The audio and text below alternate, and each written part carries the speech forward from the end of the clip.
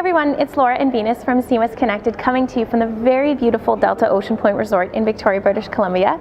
We're here to talk today about how to choose a content management system. We know that there are so many wonderful lists out there on the internet today, so we're hoping to maybe address a few angles that perhaps haven't been discussed in those laundry lists, but I think it's really important to really put a lot of consideration in choosing the best system for you, because after all, content management systems, they're the core of your digital business. They're where they disseminate and create all of your content and all of your needs in terms of digital marketing and e-commerce and all the experience you want to provide your customers. It's all on that foundation. So today we're going to try to help you here's what you need to think about when you're picking a CMS system and make sure that you're getting the best one for your organization.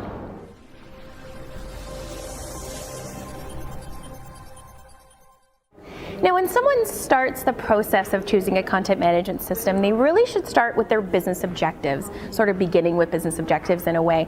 And how would you recommend people even begin that list when they start the process?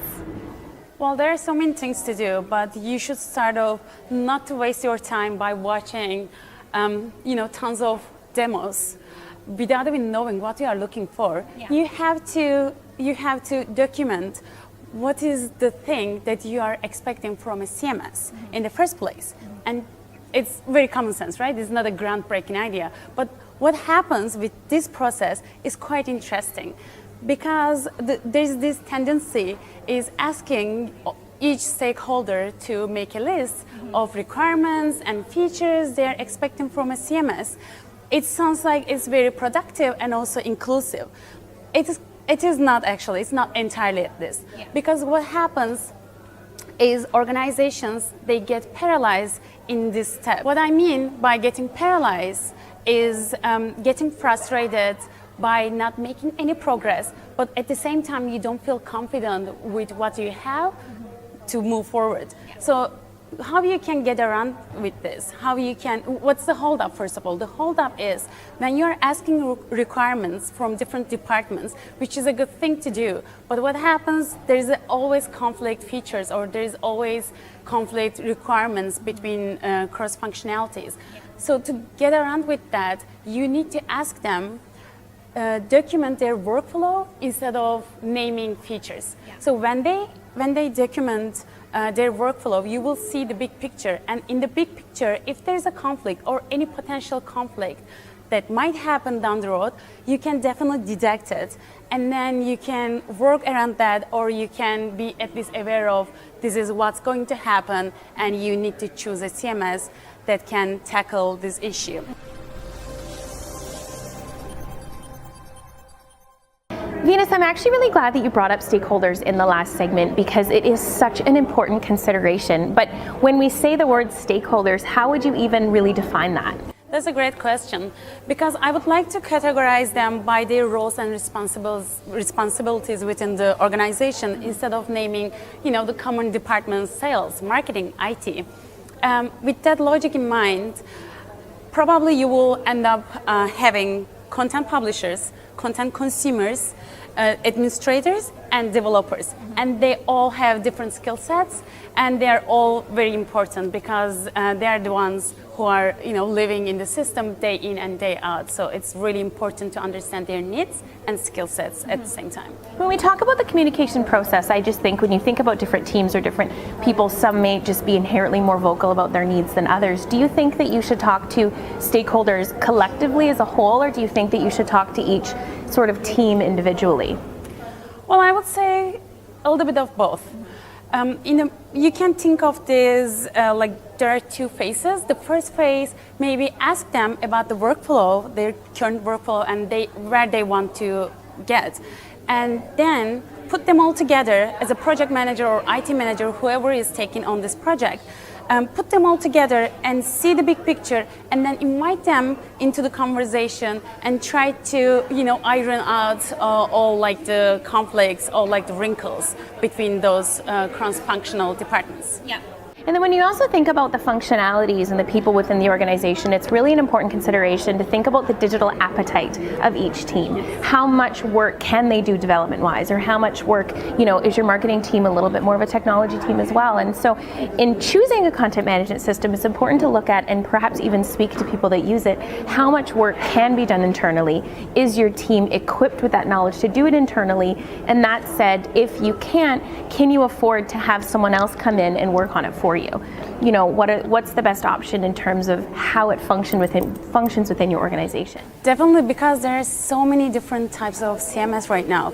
There is the CMS approach, there is open source, there is another ones in the cloud and on-premise. There are so many options, and you need to know what you have in terms of your resources and what you should bring into your project. So this is a very valid point to make.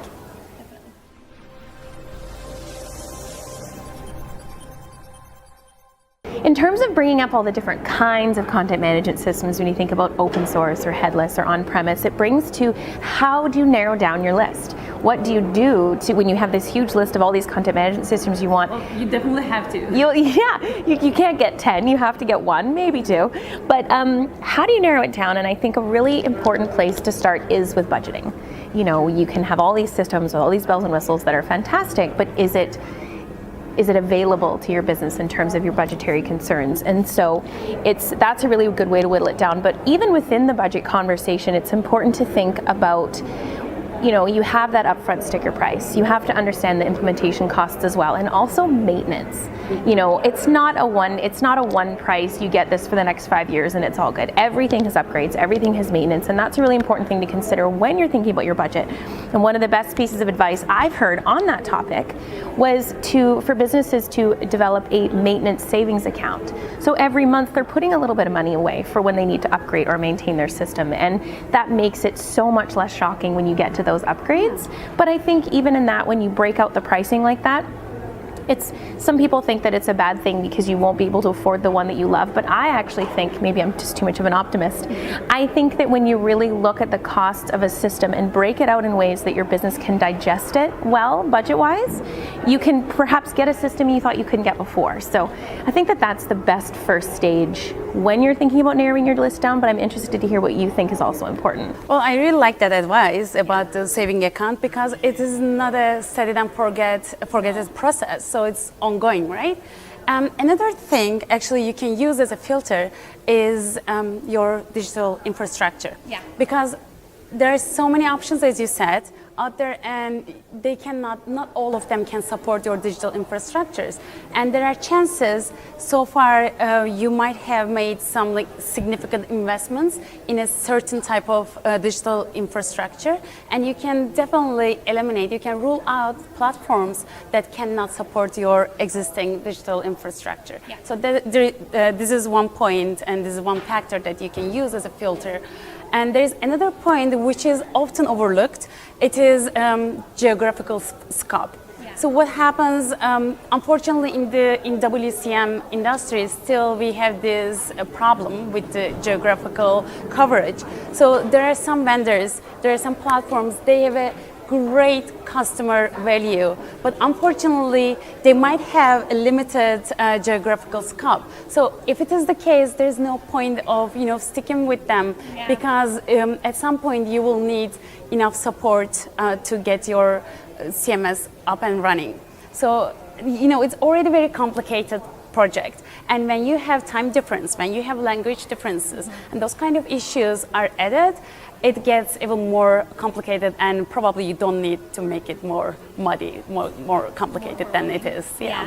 Another thing I think that's important along those same lines is when you kind of bring your list down to maybe 3 to 5 different CMS, a really great way to kind of differentiate what's going to be better for your organization is to look at the actual vendors and think about, do your research and think, what's the thought leadership of that vendor? How does their organization function? as a whole. What are their values? What's their product roadmap? A lot of the vendors have this wonderful thing on their website where they'll show you where their platform is now and where it's going in the next 2 to 5 years. When you think about those 3 to 5 year business goals, is that going to get you there? So individually researching each vendor and finding out what looks better. But I know that you have a really interesting thought process on how to differentiate the different types of research. Yeah, for example, this one is called secondary research, and actually in contrast to what the name implies, it is the first thing you should do. So what it is looking for all the online resources and try to understand what the vendors are doing and where they are heading to. Not only vendors, but also third-party media resources like CMS-Connected or market research reports by Gartner and Forrester. You don't have to stick with them, but you definitely need to check them out and see what they have to say. So, and there's also another type of research.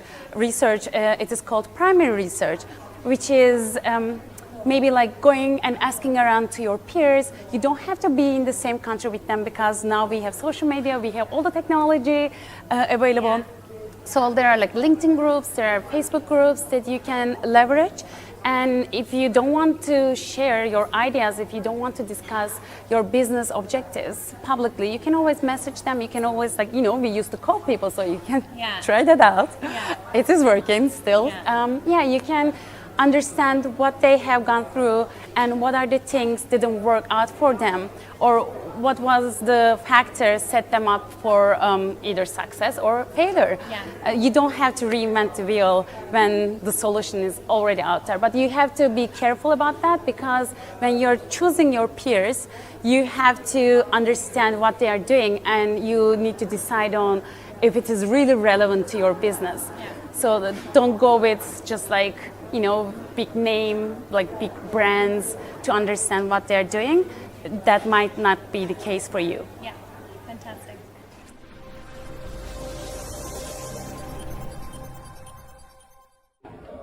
Okay, so we've laid out the business objectives, we've narrowed down our list, we've talked about budget, we've talked about looking at the different vendors and platforms and research. Now you have your system, you've decided what you want, and now we come to the importance of the partner phase. So choosing your integration partner for your platform is such a big consideration, because, and I've heard many people say, you can pick the best technology, and if your partner doesn't align with the technology, they don't have good expertise in it, they don't, the workflow of their process doesn't align with your business, it can just turn it into a disastrous project, not to scare many people. But I think when you're thinking about your partners, another really great thing that I heard recently in the choice process is to look at what else they offer your business strategy. Mm-hmm. So if content is really important to your business strategy, does that partner agency also have a really good expertise in helping you create your content strategy or your digital business or your e-commerce? So that can be a really good way to find out which partner you should choose. And vendors will have their laundry list of partners, and some of them will have gold medal partners or platinum partners and all this kind of stuff. But again, you want to talk to people that have actually created websites with your platform with that partner and really touch on their experience. I think that's going to be the best bet. Definitely. It's also about communication. Yeah. It's not that you can communicate with everyone at the same level. Mm-hmm. So as I said in the beginning, the workflow, outlining all the workflow of each stakeholder is going to help you to communicate with your partner as well, because now that they know how your work is going down and playing out, so it'll be easy for them to understand your requirements from them as well. Yeah. And definitely the importance of partner is such a huge consideration. As you said, it can make or break it. Yeah, it can make or break the entire project. Absolutely.